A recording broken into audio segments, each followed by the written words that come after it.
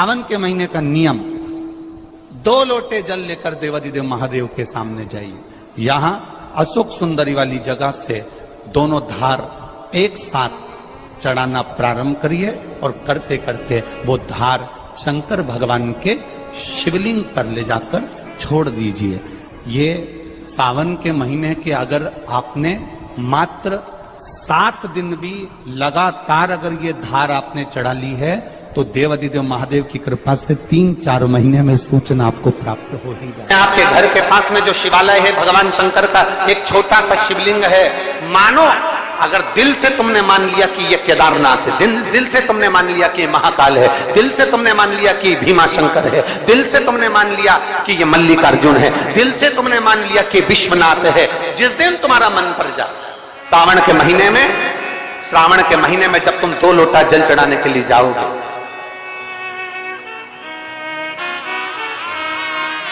श्रावण के महीने में जब तुम 2 लोटा जल चढ़ाने के लिए जाओगे और 2 लोटा जल तब तुम अपने हाथ में लेकर चढ़ाओगे, जिस दिन तुम्हारा चित्त में मन में आ जाए कि आज मैं विश्वनाथ नहीं गई हूं, मैं सावन के महीने में मैंने विश्वनाथ का दर्शन नहीं करा है, सावन के महीने में मैं काशी नहीं गई, सावन के महीने में मैं गंगा के घाट पर नहीं गई, जिस दिन सावन के महीने में तुम्हारे मन में आ जाए 2 लोटा जल लिया, शंकर जी को चढ़ाते हुए अपने मन में विचार कर लिया कि मेरे विश्वनाथ, मैं तुम्हारे दरवाजे तो नहीं आ सकी, पर मेरे जल में अगर बल होगा तो इस जल को आप वहां से यहां आकर स्वीकार कर लोगे। वो विश्वनाथ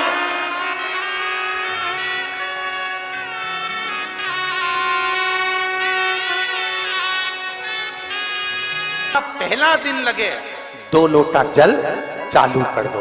श्रावण के पूरे महीने 2 लोटा जल अपने घर से लेकर जाओ और अपने घर से जब जल लेकर जाओ तो ये विचार कर कर जाना, आज मैं शिव को काशी में, आज मैं शिव को केदार में, आज शिव को अमरनाथ में, आज शिव को भीमा शंकर में, आज शिव को मल्लिकार्जुन में। और फिर निवेदन करूंगा, जिस बहन को 19 और 20 साल तक भी औलाद नहीं हुई हो तो कृष्णेश्वर महादेव का नाम लेकर 2 लोटा जल तुम्बकेश्वर महादेव का नाम लेकर चढ़ा कर देखना, सावन के बाद में बाबा संतान जरूर देगा, झोली जरूर भरेगा।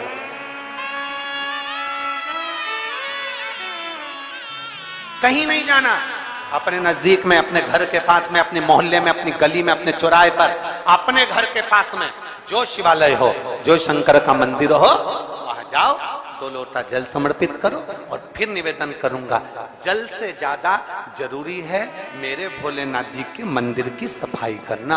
अब कीचड़ चालू हो जाएगा, पानी चालू हो जाएगा, सावन का महीना चालू हो जाएगा, अपने साथ एक कपड़ा लेकर जाओ, बाबा के मंदिर को पूरा साफ कर कर, बाबा के शिवलिंग का स्नान कर कर, बेलपत्र निर्माल्य जितना पड़ा है उसको उठाकर कहीं विसर्जन के लिए, किसी नदी तालाब बावड़ी में नहीं, किसी कुएं में नहीं, निर्माल्य तालाब में, नदियों में, बावड़ी में डालने के बाद वो निर्माल्य सड़ता रहता है, नदी नाले का पानी सूखता रहता है, उसमें कीचड़ इकट्ठा हो जाता है। उस निर्माल्य को इकट्ठा करो, गाड़ी में भरो, किसी एक खड्डा खोदकर वहां दबाकर उसकी खाद तैयार करो और बाद में बेलपत्री के वृक्ष के नीचे उसको डालते रहो। पर ध्यान रखना कि निर्माल्य हमें नदी तालाब बावड़ी कुएं में नहीं डालना है, महादेव से कहना नहीं आता।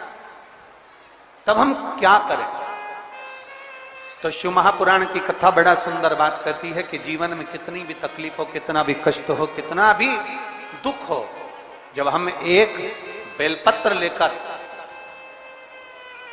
भगवान शिव को समर्पित करने के लिए जाते हैं और दिल से, हृदय से, भाव से जब एक बेलपत्र समर्पित करते हैं और 1 लोटा जल अशोक सुंदरी पर चढ़ाने के बाद हम देवाधिदेव महादेव को जब समर्पित करते हैं तो ये निश्चित है हमारे दुख, हमारी तकलीफ, हमारे कष्ट को मेरा शंभू काटता जरूर है, ये निश्चित था। बोल बम का नारा है, जरा जम के, बोल बम का नारा है, सारी समस्या का हल। जब हमारे भीतर कोई तकलीफ होती है, हमारे भीतर जब कोई कष्ट होता है, हमारे भीतर जब कोई दर्द होता है, हमारे भीतर जब कोई दुख होता है, तब हम देवाधिदेव महादेव को 1 लोटा जल समर्पित कर कर अपने हृदय की बात भगवान शिव से जरूर करते हैं। जरूर थोड़ी सी भी विषम परिस्थिति चल रही है, थोड़ा भी तकलीफ चल रही है, थोड़ा भी कष्ट आया है जीवन में, थोड़ा भी दुख, थोड़ी भी तकलीफ, थोड़ा भी दर्द, थोड़ा भी कष्ट अगर आपके जीवन में आया है तो शिव महापुराण की कथा कहती है सबसे पहले भगवान शंकर की शरणागति में जाए, भगवान शिव के पास जाए। सबसे पहले भगवान शिव के पास पहुंचे और भगवान शंकर के पास जाकर अपने हृदय से, अपने दिल से, अपने मन से, अपने भाव से भगवान शिव को अपने मन की बात देवादिदेव महादेव को कहना प्रारंभ करें।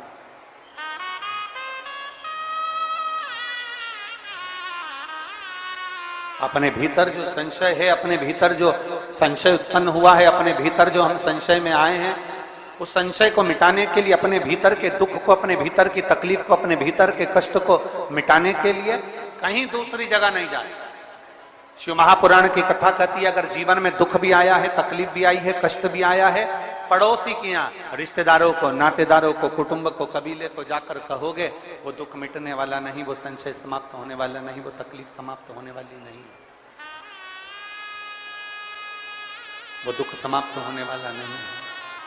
अगर जीवन में संशय आया है, जीवन में अगर तकलीफ आई है, जीवन में अगर कष्ट आया है, तो हमें शिव की शरणागति ग्रहण कर लेना चाहिए। एक लोटा जल हाथ में लेकर भगवान शिव से अपने दिल की बात, अपने मन की बात भगवान शंकर को जरूर जाकर कहना चाहिए। कर रहे हो ये आपके ऊपर निर्भर करता है। मां, महात्मा और परमात्मा,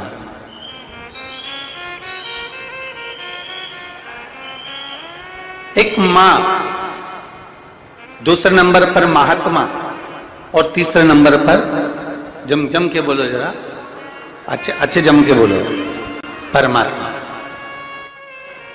ये तीन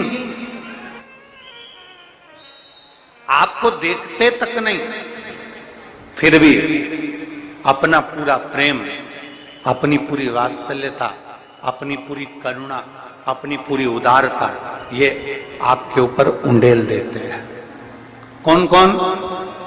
जम के बोलो जरा। पहले नंबर पर आवाज नहीं आई, जम के जरा। मां, दूसरे नंबर पर महात्मा और तीसरे नंबर पर परमात्मा। जब बच्चा गर्भ में आता है, मां उसको देखती नहीं, मां ने उसको देखा नहीं।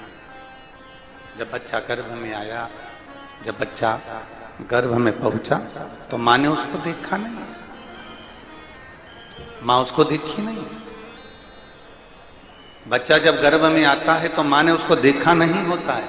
बच्चा जब गर्भ में आता है तो मां उसको निहारी नहीं होती है, पर मां अपनी पूरी करुणा,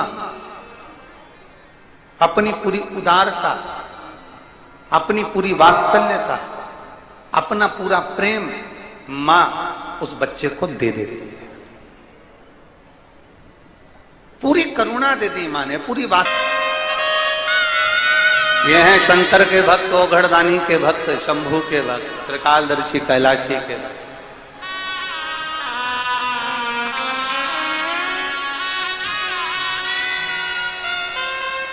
अपने नेत्रों से दर्शन करते रहते हैं। भगवान ब्रह्मा अपने नेत्रों से दर्शन करते रहते हैं, पर शंकर जी के नेत्र बंद रहते हैं, शिव जी के नेत्र बंद रहते हैं। शंकर भगवान समाधि में डूबे रहते हैं, शंकर भगवान समाधि में लीन रहते हैं। तो कई लोग, कई जिनके मुख में जो आता है, जिनके विचारों में जो आता है, वो कह देते हैं कि शंकर जी की आराधना नहीं करना चाहिए, क्योंकि शंकर तो समाधि में डूबे रहते हैं, वो तो देखते ही नहीं है। पर उनको समझाना यह है कि नानू मां का चरित्र कह रहा है कि नानू मां के पिता मछली पकड़ने का जाल बनाते हैं और ध्यान नानू मां पर रहता है। एक पनिहारन पानी को लेकर जाती है, सिर पर हंडे पर हंडा, मटके पर मटका, मटके पर मटका, मटके पर मटका रखती है, चलती जाती है, पड़ोसन से बात करती है, पर ध्यान मटके पर रहता है। एक माँ अपने बच्चे को लेकर बाजार में जाती है, सामान कितना भी खरीदे पर बच्चे पर ध्यान रहता है। एक पिता अपने काम में ध्यान देता रहता है, उसी तरह मेरा ओगढ़धानी भले नेत्र बनकर कर समाधि में डूबा हुआ हो, पर जो एक लोटा जल चढ़ाता है मेरे शंकर का ध्यान उस पर बना ही रहता है। वृक्ष लता से स्नान कराऊंगी, ये अपने भीतर एक संकल्प अपने भीतर लेना है कि श्रावण के महीने में हमें शिव को कैसे रिझाना है, शंकर को कैसे प्रसन्न करना है, शंकर को कैसे प्रकट करना है। शंकर को देव अधिदेव महादेव को पकड़ने का जाल इंसान नहीं बना सकता, वो तो शंकर देव अधिदेव महादेव किसी के दिल में आकर बैठ जाते हैं तो वो हृदय के जाल में शंकर को पकड़कर अपने दिल में बिठा लेता है। कोई कोई लिंग के सम्मुख में सत्य बोला है। घर में जब शुभ आयोजन होगा, घर में जब शुभ शकुन होगा, घर में जब शुभ कार्य किया जाएगा, घर में जब वंश की वृद्धि हो रही होगी, घर में कोई नया मेहमान आ रहा होगा, घर में कोई आतिथ्य हो रहा होगा, कोई नया मुहूर्त हो रहा होगा, तब हे नारायण आप सत्य बोले हो, इसलिए आपकी पवित्र पूजन प्रत्येक घर में पूर्णिमा, अमावस्या, एकादशी, द्वादशी, संक्रांति आदि का दिन आपके इस स्वरूप की पूजन पूरा ब्रह्मांड करेगा और आपको लोग सत्यनारायण भगवान के नाम से पुकारेंगे। बोल सत्यनारायण भगवान की। इसीलिए स्कंद पुराण का रेवा खंड कहता है, इसलिए हमारे यहाँ जब सत्यनारायण भगवान की हम कथा श्रवण करते हैं, प्रथम अध्याय पूर्ण होता है, द्वितीय अध्याय पूर्ण होता है, तो विद्वान ब्राह्मण जन कहते हैं इति श्री रेवा खंडे प्रथम अध्याय। तो ऐसा रेवा खंड में से भगवान सत्यनारायण के सुंदर स्वरूप का वर्णन आता है, शिव महापुराण में से भगवान सत्यनारायण के स्वरूप का वर्णन आता है, भगवान शिव की पवित्र कथा का वर्णन आता है, भगवान शंकर के सुंदर स्वरूप का वर्णन आता है, और भगवान नारायण का एक नाम सत्यनारायण। महीने, 2 महीने, 3 महीने, 6 महीने, 4 महीने, 8 महीने, 10 महीने, 12 महीने में एक नियम बना लो कि हमारे घर में हम सत्यनारायण भगवान की कथा किसी ब्राह्मण जन को बुलाकर करवाकर यज्ञ ग्यारी करवाकर अपने जीवन को सार्थक बनाएंगे, क्योंकि सत्यनारायण की कथा भी शिव की कृपा के आनंद में होती है। कहते हैं जहां सत्यनारायण की कथा होती है वहां शंकर की भी कृपा नित्य बनी रहती है, क्योंकि शिव ने ही तो उपदेश दिया है।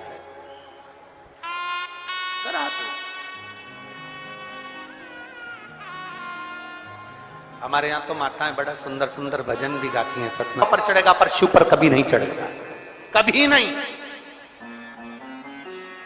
गौ माता तू झूठ बोलिए मेरे सामने, तेरा पूरा शरीर पुजाएगा। कन्यादान, वस्त्रदान, मुद्रादान, स्वर्णदान, अन्नदान, सारे दान आगे से होंगे, पर गौदान पीछे से होगा। गाय की पूंछ पकड़कर किया जाएगा, क्योंकि तू झूठ बोल गई मेरे सामने। सारे देवताओं की परिक्रमा आगे से, पर गौ माता की परिक्रमा पीछे से होगी। गाय की परिक्रमा आगे से नहीं होती, पीछे से चालू होकर पीछे विराम हो। तू झूठ बोल गई मेरे सामने। गौ माता तू जगत की मां कहलाती है। गाय माता भी कहती है मुझे क्षमा कर, मेरे मुख से झूठ निकल गया। केतकी का फूल कहता है क्षमा करिए, मेरे मुख से झूठ निकल गया। ब्रह्मा जी क्षमा नहीं मांगे,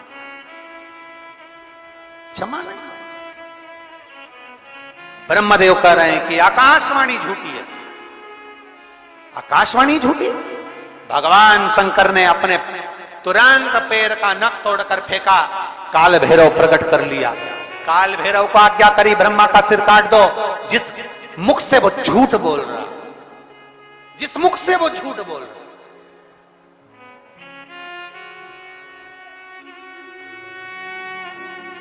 ब्रह्मा जी के सम्मुख में काल भैरव प्रकट हो गए। काल भैरव ने अपना हाथ की उंगली का नख तोड़कर फेंककर ब्रह्मा जी के शीश को काट दिया। कटा हुआ सिर लुढ़कता लुढ़कता गया, उनके रक्त निकलता गया। कटा शीश भी झूठ बोलता रहा, झूठ बोलता। सत्य को प्रमाण की जरूरत नहीं होती, पर झूठ को प्रमाण चाहिए। सत्य एक दिन उजागर होता ही है, उसको कितना भी दबाया जाए, सत्य को कितना भी दबा ले वो उजागर होगा। आज नहीं तो कल होगा, कल नहीं तो परसों होगा, आने वाली पीढ़ी को होगा, पर सत्य सामने जरूर आएगा।